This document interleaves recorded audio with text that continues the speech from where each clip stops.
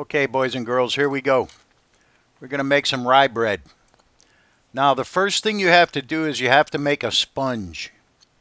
And what I'm using is 1 can of beer, or 12 ounces of beer, 1 bottle or 1 can, 2 cups of rye flour, and 2 packages of yeast. And that has to sit on the counter overnight. It's called a sponge. You'll see why later in the video. But it gives it that rich kind of sourdough flavor. You know, it's important. Just do that. All right. All right. Listen. Don't worry about the beer. The alcohol is boiled out. I mean, the alcohol is evaporated out when you heat it. So don't worry about the alcohol that's in the beer. You know, this stuff is completely safe for the kids. Don't worry about it. Okay, there goes 2 cups of rye flour. And then I'm going to add, well, actually I made a mistake. I'm going to add 1 package of yeast, which is 2.5 teaspoons of yeast. But later that night I was thinking about it and I was like, oh, wait a minute. That's supposed to be 5 teaspoons of yeast for 2 packages. So I added some yeast later on that night. But right now I'm putting in 2.5 teaspoons of yeast. That equals 1 package. There's 1, here comes 2, and then the half. Okay, like I say, that equals 1 package of yeast. But the recipe calls for 2 packages.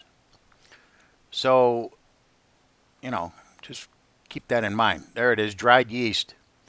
Okay, now you mix all that together until it's, incorporated. And then you cover it and let it sit on the counter. Now, I put this in this bowl at about 9 o'clock last night. And I made the bread at about 3 o'clock this afternoon. So that means it went, what is that, 12, it went 18 hours. It sat on the counter for 18 hours. Okay, there it is. That's done. Now you just leave that sit. Okay, now cover it up and leave it sit. Okay, here's the next day. This is 18 hours later. And I'll show you the sponge. Okay, here you could see that it's risen. Number 1, the yeast is working away. But look here on the sides. You see the little tiny bubbles in it? That's the fermentation. That's why they call it a sponge, because of all them little bubbles. It looks like a sponge. Okay, so now just put that in the bowl. If you're mixing this by hand, it's going to be real hard. It's real hard to do by hand because you're going to have to knead it for 20 minutes. When you knead dough, what the kneading does is it causes the gluten to build up.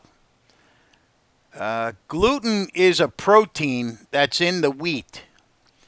And the more you knead it, the more protein is released from the wheat.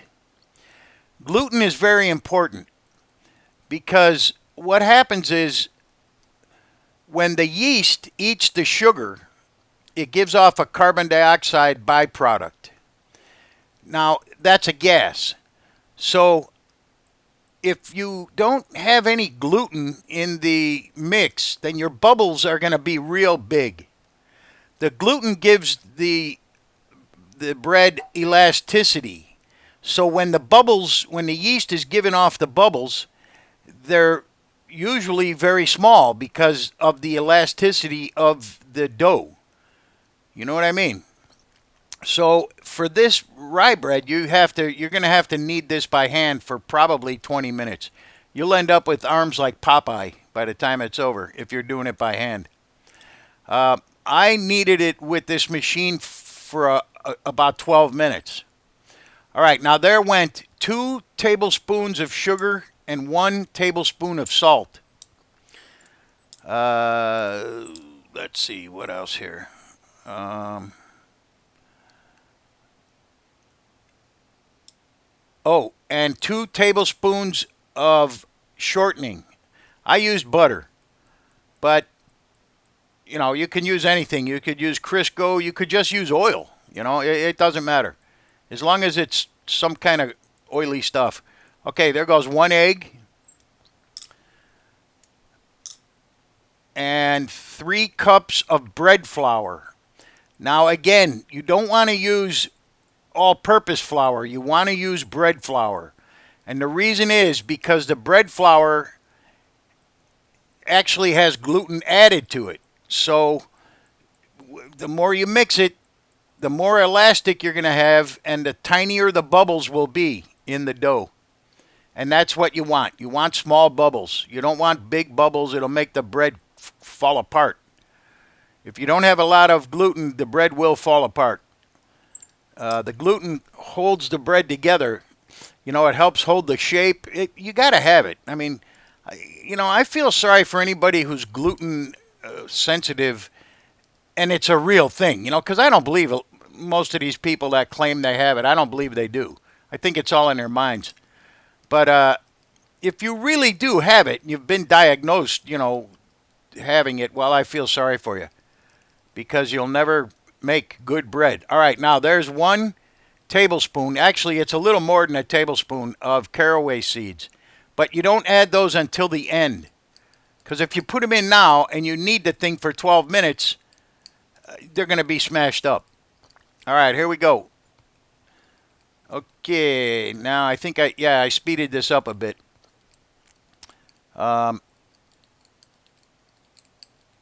Now, you want the dough to be a little bit sticky. This is where experience comes in again. I'm feeling the dough here. It feels too dry. So I'm going to add 2 tablespoons of water. Like I said, this is where, the experience comes in because, 2 tablespoons doesn't seem like a lot, but you'd be surprised.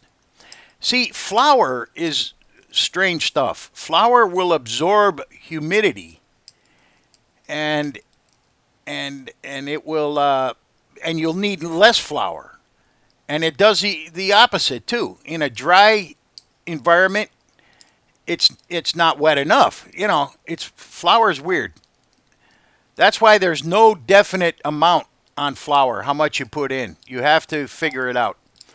Okay, now there go the caraway seeds. Now, wait a minute. This is 12 minutes after 12 minutes of kneading. The bread has been going in there for 12 minutes. Now, what you want is you want it a little bit sticky. You can see on the bottom it's a little bit sticky, but it'll clean that off. There you go. Okay, so you want it to clean the bowl, but you want it a little bit sticky. Okay? And watch what happens when I stop the mixer. It sticks to the bowl again, which is okay. You want it a little bit sticky. You don't want it. See how it's stuck there to the bottom? See that? That's what you want. You don't want it so sticky that you can't work with it. And on the other hand, you don't want it dry either. So there you go. Okay, let's see. What do we got here now? Oh, hold it. Oh, yeah, okay. Yeah, I'm going to put some flour on the board. And then I'm going to dump the bread out of the bowl. There I'm scraping out the little bit that stuck to the bowl. And now what you want to do is you want to roll this wad into a ball. Try to make it smooth. Try to get it tight. You want to make it tight. That's what you want to do. If it's nice and tight, then the bubbles are going to be small. And that's what the gluten does. It enables you to make it nice and tight. Okay, there's a little bit of oil. That's olive oil in the bowl. I'm going to proof it right in the same bowl. Proofing means to let it rise. All right, so it has to proof twice. Once as a big blob like that, and then the second time, after you make your loaves. Okay, there you go. in it goes. Now I'm going to add a little bit more oil on it just so it doesn't dry out and get a crust. You don't want a crust on it. All right, now we're going to cover it with a wet towel. I think I have some paper towels coming up here. Oh yeah, you want to get the oil on the sides of the bowl also so that when it rises it doesn't stick to the bowl. Okay, here goes the towel somewhere coming up here. Come on. Damn. All right, let me go over the recipe one more time. Okay, again, I can't tell you how long it takes to rise. It depends on the temperature in the room. All right, here we go. There it is. It's doubled in size. All right. Now what you're going to do is take it out of the bowl and make your loaves. Although I'm not making loaves, I'm going to make big rolls. You know, you'll see. I'm not making loaves. But if you were making loaves with this recipe, right now is when you would take this recipe and roll it up. Watch. All right. You got to roll it up. You got to try to get the air out of it. All right. Make it tight as you can. Okay. Now what you would do is you'd cut that roll in half and put 2 bread pans. You'd put half in one and half in the other, and then let it rise again. All right, I'm putting this stuff on this cookie sheet. I'm going to make rolls, not loaves. All right. Like I said, if you were making loaves, you'd cut that in half and you'd make 2 loaves out of it. But I'm not doing that. I'm making these things much better. There's more crisp area when you make rolls. You know what I mean? You have more, you got more crispiness. Okay, now look. Now, to roll these things, this is not something you're going to do the first time. It's very hard. It's very hard to explain what I'm doing here. What I'm doing is, with my fingertips, I'm basically squeezing the bottom part of the roll, and it tightens the dough up. That's what you're trying to do here. You're trying to tighten the dough. All right, here we go. You want to get the air out, and you want to make it as tight as possible. If it's nice and tight, then the air bubbles are going to be small. Okay. Like I said, it's hard to explain how to do this.